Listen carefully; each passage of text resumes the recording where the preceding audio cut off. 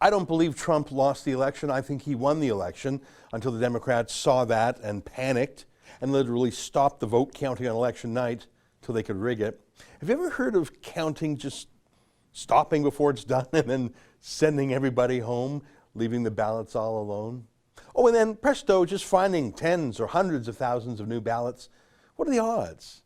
To believe that they're all for Joe Biden, I mean 100%, not even 99%.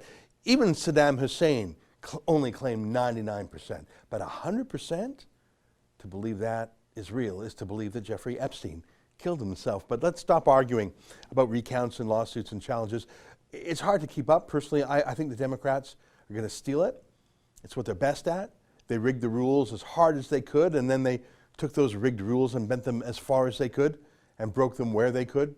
Here's Attorney General William Barr on this a few months back. This is, it's reckless. Well, this is a, sort of cheap talk to get around the fundamental problem, which is the bipartisan commission chaired by Jimmy Carter and James Baker said back in 2009 that mail-in voting is fraught with the risk of fraud and coercion. But since then, there have been until a lot this of investigations that haven't proved it. Let me talk. Yeah, please.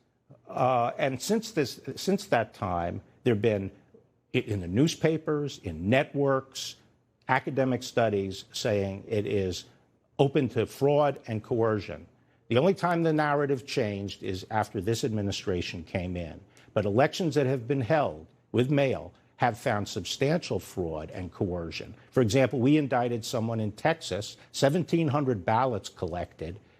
From people who could vote, he made them out and voted for the person he wanted to. Okay? Because that kind of thing happens with mail-in ballots, and everyone knows But there are individual cases, but as far as widespread fraud, we haven't seen that since... well, we haven't had the kind of widespread use of mail-in ballots that's being proposed. We've had absentee ballots from people who request them from a specific address. Now what we're talking about is mailing them to everyone on the voter list when everyone knows those voter lists are inaccurate. People who should get them don't get them, which is what has been one of the major complaints in states that have tried this in municipal elections. And people who get them are not the right people. They're people who have replaced the previous occupant, and they can make them out. And sometimes multiple ballots come to the same address with a whole several generations of occupants. Do you think that's a way to run a vote? Well, the only thing I'm saying is that so far we haven't seen widespread fraud. But so far we haven't tried it. Well, and the point is... But a lot of us... there are several states that only have mail-in voting, including a Republican state. Well, this is playing with fire. This is playing with fire. We're a very closely divided country here. And if people have to have confidence in the results of the election and the legitimacy of the government, and people trying to change the rules to this methodology, which, as a matter of logic, is very open to fraud and coercion, is reckless and dangerous. And the people are playing with fire. Well, yeah, that happened. I mean, who literally boards up windows while they're counting votes so it can be done in secret? That's nuts. That's life in Democrat-run cities, though. Here's the governor of Texas, the second largest state, pointing out he managed to get it all counted the night of with plenty of scrutineers. Huge state. Why can't a city like Philadelphia get it counted? Well, of course it can, but they weren't counting. They were rigging. And to do that, you have to wait to see how many votes Trump was going to get fairly, so you know how many more you have to find. But enough. Let's assume the tricksters win, the hucksters, the lawyers, the liars, the corrupt ones. I think they probably will win. It's their expertise. They don't have a sense of fair play. You know that because they were talking about doing whatever it took just a few weeks ago when Amy Coney Barrett was confirmed as a judge. Perfectly legal, perfectly constitutional, but the Democrats even back then were talking about changing the rules, packing the courts, destroying their nonpartisan nature of the courts. I've never heard Republicans do that, say that, not even after they lose. Like in the 2008 and 2012 presidential elections. Democrats do it all the time. And now they might win and have the chance. So what next? On election night, the Chinese currency plunged briefly for the hours that it appeared Donald Trump was going to win. That tells you something, doesn't it? And American stocks rose during that time. That tells you something. But that's over now. Now China is celebrating. They can't help themselves. Here's Chen Weihua from China Daily. I believe I won't tweet nearly as much as in the past 2 years. starting January 20th, because I don't have to reply to Trump and Pompeo's daily slander on China. I don't expect Biden and his future Secretary of State, whoever he or she is, to be that type of lowlife. So that's an official Chinese government newspaper. That's the Chinese government celebrating the win. Same with this guy, Hu Xijin.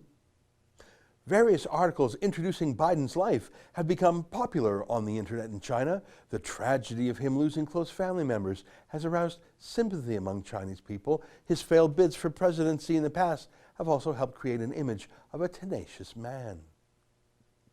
They're just letting Joe Biden know he's well loved in China. He and his son are welcome back anytime to do business, and the big guy can take as much commission as he wants. And if you don't know what I'm talking about, it's because you're relying on the mainstream media, which did not report the Hunter Biden laptop scandal. By the way, Iran is pretty excited too. Here's a story from Breitbart. Iran, Western hegemony is over as U.S. no longer controls the world. The U.S. government no longer controls what's happening in the world, the Iranian foreign minister said on Thursday, hours after Iranian President Hassan Rouhani predicted the next administration in Washington would surrender to the Islamic Republic and revert to the nuclear deal. Referring to Donald Trump as the gentleman in the White House, Rouhani said the president ruthlessly increased sanctions on Tehran, essentially declaring economic war while the country battled against the COVID-19 crisis. Yeah, so China and Iran are pretty pumped right now. I'd be scared if I were, say, Taiwan, Israel, the 3 Muslim countries that just made peace with Israel. I'd be scared if I believed a strong NATO was necessary, because you know they're going to backslide immediately with Biden there instead of Trump. If I were ISIS, I'd think about rebuilding. Remember, Obama and Biden let ISIS run a whole country for years. Trump mopped them up in a matter of weeks. If I were Putin, I'd be thinking about eating some neighborhood countries again. If I were North Korea, I'd start lobbing some missiles again. I mean, why not? Biden didn't do anything as vice president. Why would he do anything now? That's an excerpt from my daily show, the Ezra Levant Show. Every day I do a monologue on the news of the day, then I interview an interesting guest, and then I read my hate mail. You gotta subscribe.